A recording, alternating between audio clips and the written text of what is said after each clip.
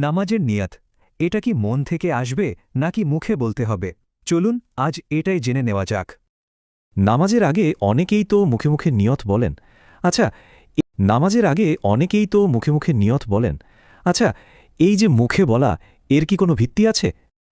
তো নিয়ত জিনিসটা আসলে কি? এটা কিন্তু মুখে বলার কিছু না, বরং মনের একটা শক্ত ইরাদা। এই বিখ্যাত হাদিসটি কিন্তু এটাই বলছে, সব কাজের আসল দামটা নির্ভর করে তার নিয়তের ওপর। কোরআনেও কিন্তু এখলাস বা একনিষ্ঠতার কথাই বলা হয়েছে, আর এটাই তো ইবাদতের আসল নিয়ত।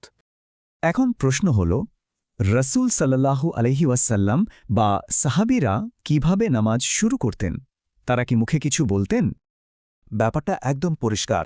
তাকবীর বলার আগে তিনি মুখে নিয়ত করেছেন এমন কোনো প্রমাণ পাওয়া যায় না। এমনকি ইমাম ইবনে তাইমিয়ার মতো আলেমরাও বলেছেন, মুখে নিয়ত বলাটা একটা বিদাত।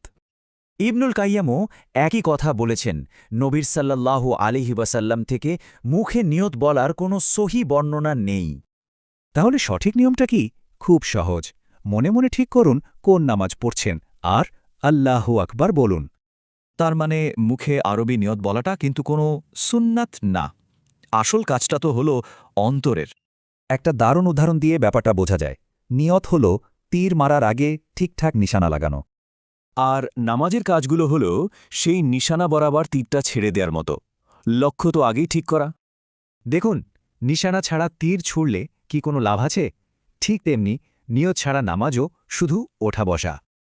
তাহলে একদম শেষে যা দাঁড়ালো, নিয়ত হবে মনে মনে, মুখে নয়, আর সব কিছু হবে খালেসভাবে আল্লাহর জন্য। কিন্তু একটা প্রশ্ন থেকে যায়, যদি নিয়ত মনের ব্যাপার হয়, তবে সেই মনে একাগ্রতা আর এখলাস আনা যায় কিভাবে?